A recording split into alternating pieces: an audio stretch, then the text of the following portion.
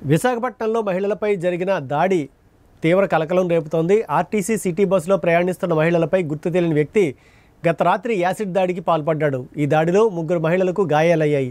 క్షతగాత్రులను దగ్గరలో ఉన్న ఆసుపత్రికి తరలించి చికిత్స అందిస్తున్నారు. విశాఖలోని కంచరపాలెం పోలీస్ స్టేషన్ పరిధిలో ఈ దారుణ ఘటన చోటు చేసుకుంది.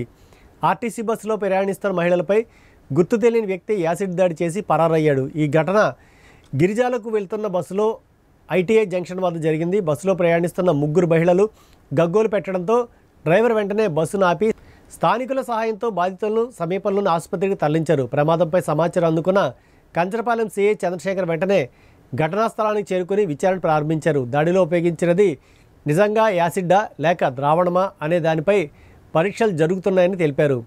ఘటన స్థానికుల్లో తీవ్ర కలకలం రేపుతోంది. బాధితులు ఇచ్చిన సమాచారం ఘటనా ప్రాంతంలోని సీసీ కెమెరాల ఫుటేజ్ ఆధారంగా పరిశీలిస్తున్నారు. గాయపడిన మహిళలను చికిత్స కోసం హాస్పిటల్కి తరలించారు. వారికి ప్రాణాపాయం లేదని వైద్యులు ప్రకటించారు.